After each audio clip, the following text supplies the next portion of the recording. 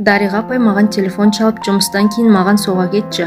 Мына жаңадан жазылған жырларымды сынап берерсің, әрі немерелі болғанымды қуанышыма ортақтас деген соң асыға басып келе жатып, оны елден ерекшелендіріп тұратын мінезін еске алдым. Зейнеткерлікке шыққанша көп жылдар мектепте мұғалім болып істеген. Арасында газет журналдарға әңгіме өлеңдер жолдап, кей сәттерде жұрттың ойына келе бермейтін проблемалық мақалалар жазып тұрады. Мен одан көп кіші болғанымен арамыздағы жас алшақтығын елемейміз. Тек менің оған сіз деп сөйлейтінім болмаса, кездесе қалсақ әңгімеміз таусылмайды. Апайдың жалғыз қызы Гүлнар былтыр күйеуге шыққан, бөлек тұрады. Жолдан акация дүкенінің қасындағы гүл базарынан апайдың жақсы көретін сары түсті хризантема гүлдерін таппаған соң өзім жақсы көретін аппақ роза гүлдерін алдым. Бір қорап конфета мен армян коньягын алуды да ұмытқан жоқпын. Мен келгенде Дариға апай ас үйде тамаққа қамыр салғалы жатыр екен. Дәке, немере құтты болсын, бауы берік болсын. Айтсын бірге болсын. Өмірге адам келген жақсы ғой. Бүгін қызыма 2 рет барып келдім. Немеремнің салмағы 4 кило болып туылыпты. Дариға апай әдеттегіден қуанышты жүзінен ерекше мейірім төгіліп жайнап жүр. Сен мына өлеңдермен таныса бер, мен тамақта қазір дайын етемін. Апайдың өлеңдерінің көбі адамның көңіл күйі мен махаббат туралы екен. Екеуміз тамақ ішіп әңгімелесіп көп отырдық. Бұрын апай жұмыста болған кезде көбінесе жұмыс туралы немесе басқа да ресми әңгімелер айтатынбыз. Екеуміздің де мамандығымыз қазақ тілі мен әдебиеті болғандықтан бұл салада әңгімеміз таусылмайтын. Дәке, Гүлнарыңыздың жалғыздығына аға ештеңе демеді ме дедім, сұрағымды барынша сыпайы қоюға тырысып. Қандай ағай, деді Дариға апай маған көзілдірігінің астынан сұралы жүзбен қарап. Күйеуіңізді айтамын, қазақта ер баланың болғанын қалайды ғой. Мені жұрттың бәрі қайыр қыз деп атайды. Мен күйеуге шыққан жоқпын, ал қызымды жақсы көретін адамнан туып алдым. Солай ма дедім, әрі қарай не айтарымды білмей қалып. Мен оны ажырасып кеткен шығар деп ойлайтынмын. Ақыр кеш болып кетті, одан да сен Замираға телефон соға салда. Бүгін осында ғона асықпай әңгімелесерміз. Қызымның қалай дүниеге келгенде айтып берейін. Мен әпкеме телефон шалып ескерттім де апайдың қасында қалдым. Екеуміз түннің бір уағына дейін әңгіме соқтық. Өткен жылдардың ізіне көз жүгірткендей болған апай бір сәт үнсіз қалды. Оған да ширек ғасырдай уақыт өтіпті. Мен ол кезде Батыс Қазақстан облысының алыс аудандарының бірінде қарайтын алыс ауылдағы мектепте қазақ тілі мен әдебиетінен сабақ беремін. 1-ші курсым кітаптан бас алмай оқумен өтті. Еңбегім ақталып студент болдым. 2-ші курста да стипендия алу үшін сабақ соңында жүрдім. Ал 3-ші курста мен оны кездестірдім. Ақ сары ұзын бойлы, мығым денелі, өзі ауыздыға сөз бермейтін, аяқтыға жол бермейтін пысық. Домбырамен халық әндерін айтқанда жұрттың аузы ашылып, көз жұмылатын. Мен оны жиі кездестіріп жүрсем де ол менен алыста еді. Жүрегімде соған ғана арналып өсіп шыққан аппақ гүлімді күн сайын жұлып тастаймын, күн сайын өсіп шығады. Қасынан қыздар көрсем қараптан қарап қызғанамын, ал ол маған мүлде көңіл бөлмейді. Мендегі сезімнен бейхабар, тіпті маған бой жеткен түгілі әйелі баласы қарамайтын сеземін. Айнаның алдында отырып түріме қараймын да азам келеді. Қиылған қаш жасаймын деп қасымды тердім. Қасоны келіспеген соң ба әлде өзімнің ебім жоқ болмады. Кішкене қара көздерімді мөлдіреген шаралы көз жаса алмайтыным екі бастан белгілі. Қап-қара жылқының құйрығының қылындай сусылдаған қалың қара шаштарым дегеніме көнбеді. Әйтеуір басқа жігіттерді елемейтін, жатсам да тұрсам да ойлайтыным сол, есіл дертімде сол жігітте болды. Сөйтіп селдеген сезіміме тұншығып жүріп 3-ші курсты аяқтадым. Жазғы каникулдан оралып 4-ші курсқа келгенімде мен оның үйленетінін естідім. Ағайым бақыттан шым-шымдап суыртпақтап отырып, болашақ әйелі бір дөкейдің қызы екендігін білдім. Қатты ауырып қалдым, бір жұма сабаққа барған жоқпын. Сол хабарды естігенде айналамды қара түнек қаптап, айлар бойы қол бұлғап жетемін деген арманым быт-шыт болған. Оған деген әлдилеп жүрген сезімімді, не отқа жағарымды, не суға ағызарымды білмей қайтсем жаным мен жүрегімді сол сезімнен тазартып құтыларымды білмей дал болдым. Бұл быт-шыт болған сорлы сезімді кішкене сынықтарына дейін жинап, жүрек деген орамалға түйіп, жанымның бір бұрышына іліп қойдым. Қаладан кеткенше асықтым.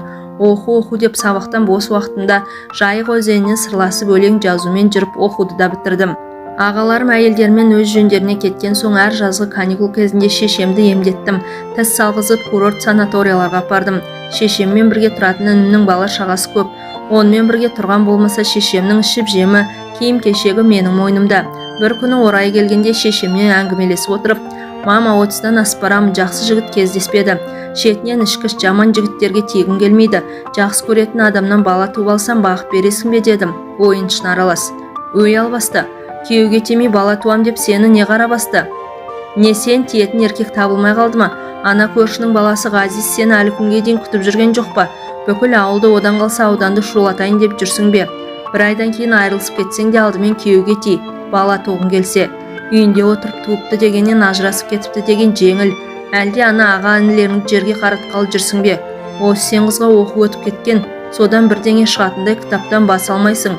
Сол кітаптың оқығанның пайдасы бар ма? Көп оқудан миың ағып кеткен ғой деп автоматша тарсылдаған шешем сөзінің аяғында сөйлей алмай ашуға булығып жылап жіберді. Мама, тыңдашы, мен күйеуге тимей бала тусам одан ешкімге келіп кетері жоқ қой. Қиналсам өзім қиналам. Өмірге сәби әкелу қылмыс емес қой. Күйеуге шығып тұрмыс құруды маған тағдыр жазбаса қайтемін. Ал менің ана болғым келеді. Ғазиз секілділерге күйеусіз өтсем де тимеймін. Сіз өмір жұмыртқа жемейсіз ғой. Ғазиз да маған сол жұмыртқа секілді. Ең жақын адамым, анамның жанын түсінбегеніне ашынып мен де жылап жібердім. 2 сағаттан соң шешем ауылына ал бір шешімге келгенмен облыс орталығына аттанып кеттім. Мен оны облыс орталығындағы жұмыс істейтін мекемесінен қиналмастан іздеп таптым. Оқу бітірген соң қайынатасының арқасында қалада қалып үлкен қызметке орналасқанын білетінмін. Орташа бір мекеменің басшысы. Кең кабинеті адамның мысын басқандай екен. Ол жарқылдап орнынан тұрып қарсы алды. Менің бақыт ағайымның қасында жиі жүретінімді ұмытпапты. Кел, Дариғаш, төрге шық. Көрмегелі қанша жыл деп маңдайымнан сүйді. Арада көп жылдар өтсе де ұмытпағанына, оның үстіне жылы қарсы алғанына риза болып қалдым.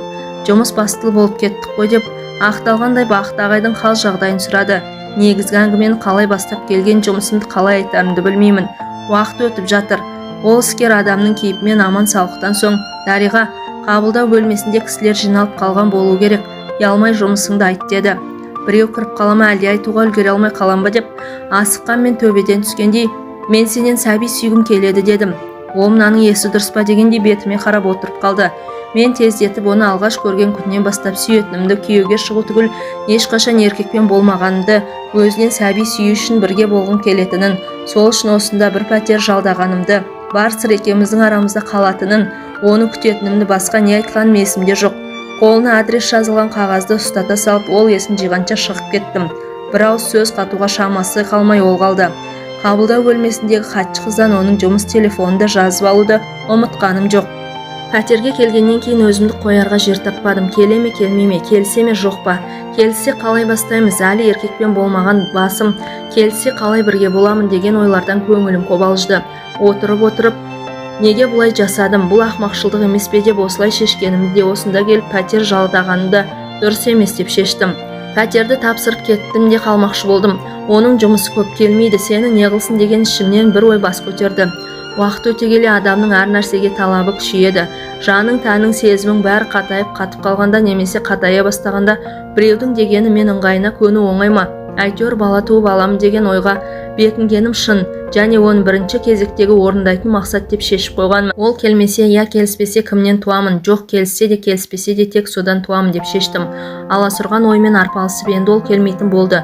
Жұмыс уақыты баяғыда аяқталған, қандай бақытсыз едім деп жылап алып, пәтерді ертең тапсырмақшы болып, өрекпіген көңілімді баспақ болып валидол ішіп алып жатып едім. Көзім ілініп кетіпті. Есік қоңырауының даусынан атып тұрдым. Айнаға қарауды да ұмытып есікті аштым да кіріп келе жатқан оның мойнына асыла кеттім. Оның бойындағы кеңселік ресми дағдысы осылай кенеттен бұзып, оның ойланып менен бас тартуына шама келтірмеуге тырыстым. Бірақ ол мен ойлағандай көтеріп алып шыр айналдырып бас салып төсекке көтеріп апарған жоқ. Тек маңдайымнан сүйді де сыпайы құшағынан босатты. Жеңіл шарап ішкен сезіледі. Ол да айналаға көз салып не істерін білмегендей тұрып алды. Бір кезде тамағын кенеп, Дариғаш, сені бақыт осылай атайтын еді ғой. Дариғаш, бағана дұрыс сөйлесе алмадық. Мен бақыттан хабарсыз кеткенмін. Менен бір көмек керек пе? Я оған, я саған деп маған қарады. Енді 1 минут кешіксен сыпайы қоштасып кетіп қалатын сезіп, кеш болатын ұққанда мен жанашыра. Сенің маған деген сезімің ешқашан оянбайтынына көзім жеткен. Оның маған қажеті де жоқ. Есесіне екеумізді 100 рет орап алатын сезім бар.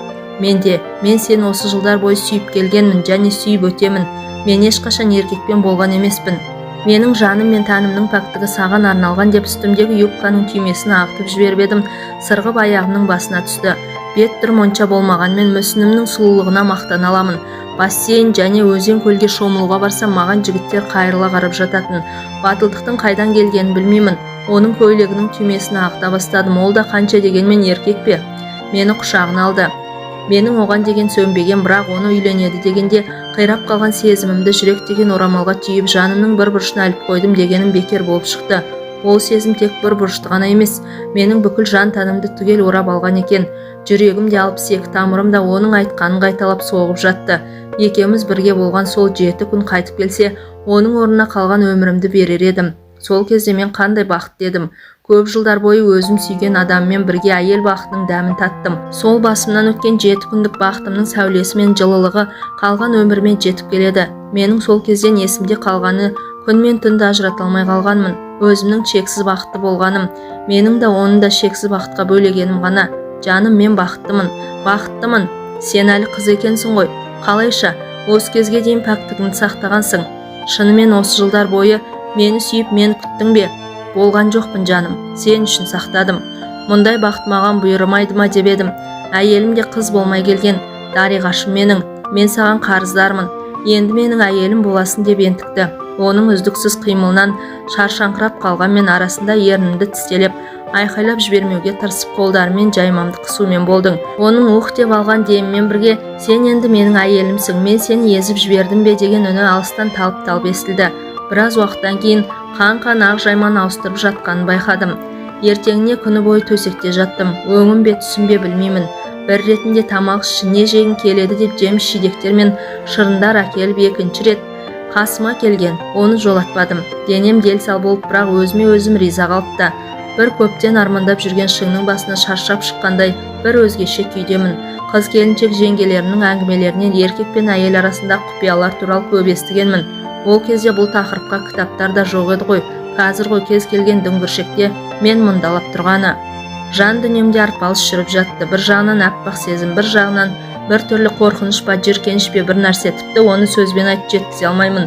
Сол махаббат дегеннің еркек пен әйелдің арасындағы жыныстық қатынас дегенге тірелгенде көлеңке тұсы да бар ма деймін. Қандай жақсы білімді, мәдениетті адам болса, ол да табиғаттың бір бөлшегі. Ал табиғат адамдар мен жаны бір тіршілік иесінің бәрін еркек ұрғашы деп екі топқа бөлгенін, олардың басты міндеті табиғи заңдылық пен алдымен ұрпақ қалдыру екендігін сонымен өткізгенде ғана ұқтым. Ол қайта-қайта бетіме төніп, бір жерің ауырып тұрған жоқ па деп асты-үстіме түседі.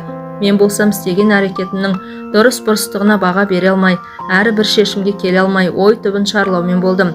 Екінші күн осымен өтті. Бұл менің жан ләззатымен қоса тән ләззатың не екенін түсініп үйреніп, әрі соған әзірленген күнім болды. Арасында бірнеше сағатқа кетіп қалған болмаса, содан екеуміз 7 күн бойы бірге болдық.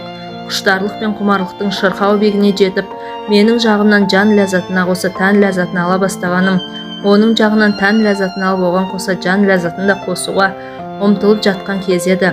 Жаным дейді ол мені құшағына алып жатып. Бар өмірімді төңкеріп жібердің ғой, тіпті не істерімді білмеймін. Жұмыс бастылықтан ба, жұмысына әрең жататын басым, өзімнің саған деген құштарлығымды бас алатын емеспін. Менің 25-ме қайта апардың ғой. Оны менің де оған деген жылдар бойы әлдилеп келген аяулы сезімім емес, ең бастысы қыз болып шыққаным риза ететін секілді. Ол осындай сөздерді темірене айтып, тәнімді аймалап өз ыңғайына бейімдей бастады. Бірнеше жылдар бойы талай қыздың, оның ішінде менің де арманым болған көктегі жігіт өзінің бақыттылығынан не істеп не қойғанын білмей, менің сандарыма дейін аймалап аяғымның астында жатты. Үй мен жұмысына іссапарға кеткен болып есептелетін ол менен барын аяған жоқ. Тәнімнің ауырғанына да қарамастан одан екі қабат болуды тілегенмен қалай қимылдаса да көне бердім. Оның тәжірибелі қолдары мен төсектегі іс-әрекеті де өзін ұстауы да менің көңілімнен шығып жатты. 7-ші соңғы күні төсегіме басын қойып жатқан ол: Дариғаш, мен сенің қасында өзімді нағыз еркек екенімді сезінгендеймін. Ол сөздерді қалай түсінемін? Ол қазақшаға жүйрік емес, мен секілді орыстарға шорқақ. Ауыл мұғаліне қазақша сөйлеуге тырысқанмен арасында кібіртіктеп қалып, орысшасы да қос жібереді. Әрине еркекпін ғой, бір ұлым бар, бірақ неполноценный еркек болған сияқтымын. Маған сенің төбеден түскендей ойда жоқта сыйлаған пәктігің, ұзақ жылдар бойы сақтаған таза сезімің, мені төредей көріп көрген құрметің, мені бір үлкен биіктің басына шығарғандай, мен өзімді 25-тегі жігіттей сезінемін. Бұлай болады деген нәрсе ойым түгілі түсіме де кірмеген еді. Сенің мен үшін қандай құрбандыққа барғаныңды да жан тәнмен сезініп жатырмын. Жас кезінде біреу мен осыншалықты жақсы көреді деп үш ұйықтасам ойыма кірмепті. Ағаң бақыттың қасынан көргенде мына тәмпіш мұрын қара қыз неге сонша тәлпіштенеді деп ойлаушы едім. Ол басты әңгімесін бастамады. Я бастауға қорықты, я кейінге қалдырды. Ал маған ол қажетсіз еді. Мен сөзімде тұруым керек болатын. Иә, оның алдында да, өзімнің алдында да берген сөзімде тұруым керек. Менің бүгін жалған іс сапарым бітеді. Жұмысқа соғып үйге барамын. Ертең мен жұмысқа барып қасыңа келемін деген ол маған кінәлі адамдай қарады. Мен төсекте жатқан бойы оны мойнынан құшақтап ұзақ сүйдім. Егер одан жүкті болсам, бұл соңғы көруім екенін білемін. Ал жүкті болмасам, оны уақыт көрсетер. Бәлкім тағы да кездесерміз. Ол қанша сұраса да, қай жерде, қай ауылда жұмыс істейтінімді айтқаным жоқ. Мен оған жоқ, мен ауылға қайтуым керек. Менің де жұмыс телефоным бар. Қалаға келгенде саған өзім хабарласамын. Мені іздеме, хабар өзімнен болады деп, көзіме тола бастаған жас пен көкірегімде әп-сәтте пайда болған өксікті байқамай тез кетсін деп қатты ұйқым келіп жатыр. Пока деп теріс аунап түстім. Ауылға келіп жұмысымды жалғастыра бердім. 1,5-2 ай шамасы өткенде бойымдағы өзгерістерді сезіне бастадым. Анда-санда баратын ауылыма да ат ізін салуды қойдым. Ауылға келмегелі көп болды. Мейрамда келіп қайтсын деген шешемнің сәлемі де жауапсыз қалды. Құдай тілегімде беріп ішім біліне бастады. Бір үйдің сиыры туғанға дейін біліп отыратын ауылда мен туралы өсек көбейді. Мені кімге таңарым білмейді. Бөтен жерде тұратыным қандай жақсы. Менің бұл ауылда ешқандай туыстарым жоқ. Өсектесе мені өсектейді, ал маған бәрібір еді. Себебі менің ішімде менің жауапсыз махаббатымның, менің бар ғұмырыма тұратын аса бақытты өткізетін 7 күнімнің ескерткіші өсіп жатыр. Өзім мәңгілікке сүйген, таза сезімімді арнаған адамның ұрпағының дүниеге келетінін ойласам, ол маған барлық қиындықтарды жеңетін белгісіз бір жойқын күш беретіндей көрінеді. Тіпті менің әншейінде үйімнен шықпайтын порядочная дос қыздарыма дейін үйіме ат іздерін салмай қойды. Бірақ шәкірттерім бар. Мен оларды жақсы көремін. Ата-аналарына айтпаған сырларына дейін олар менімен бөліседі, сырласады, кеңес сұрайды. Солар мен үшін көп жұбаныш. Ешкімге артық сөз айтып беттеріне қарап күлмесем де, оқта-текте ішіп алып, есігімді қағатын еркектер пайда болды. Жүйкем жұқарып әбден қиналған соң, оған хабарласпақшы да болдым. Басқа жүкті әйелдерге қарасаң, өскен іштері мен кейбірінің беттеріне түскен сепкілі болмаса, бала туудың еш қиындығы жоқ секілді. Жұрттың балаларына қарасаң, олардың өзі өсіп жатқандай болатын. Бірақ олай емес. Ана болудың да өзінің ауырлығы бар екен. Әсіресе жалғыз әйел үшін бәрінен де күйеусіз әйелге бала туу тек материалдық күнделікті өмір тұрғысынан ғана емес. Әсіресе ауылдық жерде моральдық тұрғысынан да өте қиын екен. Қалалық жерде ештеңе емес, онда көршілер де бір-бірімен көп араласа бермейді. Ал ауылда ол кезде өте қиын болатын. Қазір ғой заман өзгерген. 35 түгіл 15-ке келген қыздың да әр ауылда туып отыр. Ауылда жағдай басқа. Ол кезде жұмасына бір рет кино болатын. Телевизор жоқ. Ауылда өсек пен қыстағы соғым кезіндегі қонақтықтан басқа, желдей гулеген өсектен басқа ермек болмайтын. Мектептегі мұғалімдердің 95% әйелдер еді. Еркектерден тек директор ағайдан басқа дене шынықтыру, еңбек, ән суреттен беретін мұғалімдер мен шаруашылық меңгерушісі ғана. Мұғалімдер бөлмесіне кірсем, мен ол әйелдердің күйеулерінен жүкті болғандай, тіпті күйеулерін тартып алғандай, ала көздерімен атып мен тірідей жерлеп тұрғандай көрінетін. Олар мен жеңіл жүріске салынып педагогқа жат нәрсе істеді деп кінәлайды. Ал менше сүйіп, менше ғашық болып, сол аяулы сезім үшін менше құрбандыққа бару олардың өңі түгілі түстеріне де кірмеген. Бір күні өзі коммунист, өзі кәсіподақ төрайымы мен ішінен чолақ белсенді атайтын Салима апай мұғалімдер бөлмесіне кіріп, мектеп директоры Өмірғали ағайға мұғалімдердің көзінше Дариға Шакееваның моральдық тәртібін қарау керек деген. Өмірғали ағайда іле-шала Салимаға, ол коммунист емес, ешкімнің семьясын бұзып жатқан жоқ, өзім сөйлесемін деп маған қарап, Дариға, сізді түс қайта сабағыңыз бар ма деді. Жоқ, сағат 2-де менің кабинетіме келіңіз деп мұғалімдер бөлмесінен шығып кетті. Межелі уақыт өткенше сан түрлі ойлардың жетегінде тұрып, қобалжулы күй кештім. Директордың кабинетінің есігін әрең ашып кірдім. Кел Дариға деген ағайдың даусы әдеттегіден де жылы естілді. Дариға менің әңгімеге құлақ салып мұқият тыңда деген ағайға қарсыма келіп отырып әңгімесін бастап кетті. Мен шамамен сенің әкеңмен жасты адаммын. Ұлы Отан соғысында 5 жыл жүріп қайттым. Жақсыны да жаманды да көрдім. Сол кезде бір әкеден жалғыз тұяқ болған соң қырғыннан аман келуді армандадым. Құдайға шүкір, қазірде аман есен үйленіп балалар түгіл немере сүйіп отырған жайым бар. Сенің жағдайыңды түсінемін.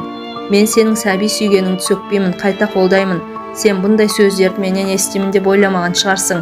Өз ішіңнен шыққан балаң болғанға не жетсін, отау құрып, отбасылы болуды тағдыр жазбаса бұның да дұрыс шығар. Бүгінгімен өмір сүрмей алдағанда ойлау керек.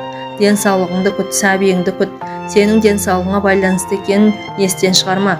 Тек менің талап етерім демалысқа кеткенше жұмысыңа жауапты бол. Болсаңсыма, ешқандай жел сөзге жол берме. Көмек қажет болса ұялмай өзіме кел. Қолдан келген көмегімді аямаймын. Сен оқушылардың қорыққанынан емес, шын көңілден сыйлап жақсы көретін аз ғана оқытушылардың бірісің. Әйелдердің сөзін көңіліңе алма, қамықпа. Бірақ бір өтінішім, екеуміздің арамыздағы бұл әңгіме осы жерде қалсын. Мен борша-боршам шығып жылап отырмын. Бұл кісі мен күткендей маған ұрысқан жоқ, кемшіліктерімді шұқып, моральда оқыған жоқ. Мені оқушылардың жақсы көретін де біледі екен. Менің өз шешемде түсінбеген жанымды бөтен біреу әрі мосқал ер адам түсінгеніне жыладым. Ағай әңгімесінің соңында Дариға бір сұрақ қойсам айып етпе, бірақ жауап бергің келмесе өзің біл. Сен бұл ісіңе өкінбейсің бе? Жоқ ағай, өкінбеймін. Оңай болмайтын білемін, бірақ өкінбеймін дедім нық дауыспен. Сәбидің әкесі нағыз бақытты жігіт екен деді ағай.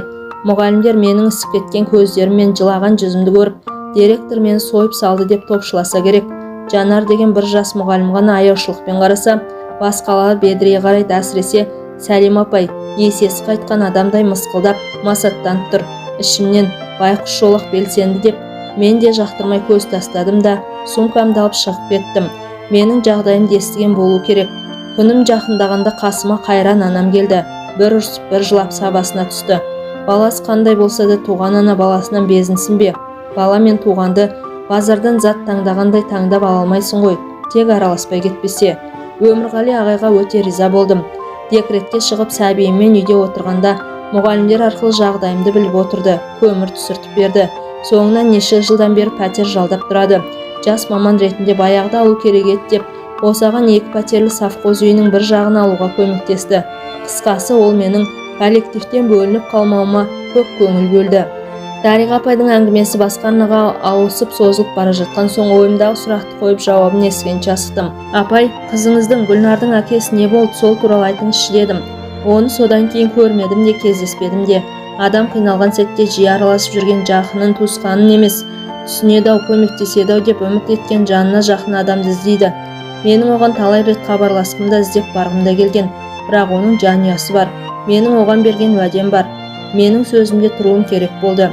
Біреуді сүю деген ол біреуге өтемелі сезім сыйлау немесе өтемелі жақсылық жасау емес, өтемесі сүюмен құнды, сонысымен биік. Бірнеше ай мен іздеме, өзім хабарласамын, хабар өзімнен болсын деген сөздерімнен шыға алмаса керек. Одан кейін мен іздеумен күндерін өткізген болар. Содан бір күні қарным шермейіп жүргенде оның атынан бір адам үйге іздеп келді. Мен өтірік айтып, күйеуімге тигенімді, ондай адамның есімде жоқ екенін, үйде енем бар болғандықтан тезірек кетуін өтіндім. Оның Алматыға ауысқанын, үлкен орында істейтінін білемін. Қазір Астанада жүзін жиі көріп тұрамын. Көріп тұрғаны қалай? Солай телевизордан. Апай, ол дейсіз, оның аты жөні бар ма? Бар, бірақ айта алмаймын. Ол өте жоғары орында істейді. Сіз оған қызы бар екен айтқан жоқсыз ба? Жоқ, неге? Мен одан өз қалағанымды алдым. Бергім келген нәрсені бердім, болды. Оның қызы бар екенін білуге құқы бар ғой дедім тұтығып. Уақыт келгенде біледі. Қыз туралы хат дайындап, менің қасымда болғанда ұмытып кеткен сағатын қосып әзірлеп қойғанмын. Қызыма, мен өлгеннен кейін оның атына жібер, қиналсаң іздеп бар деп жаздым. Ол бұрын өліп қалса ше? Жоқ, өлмейді. Беті жылтырап, менен 10 шақты жастай жас көрінеді. Тамақ тоқ, көйлек көк, жағдай өте жақсы, не ішіп, не киемін демейді. Бәрі бар, бәрі әзір. Тек қасқа бастанып шашының түсіп қалғаны болмаса.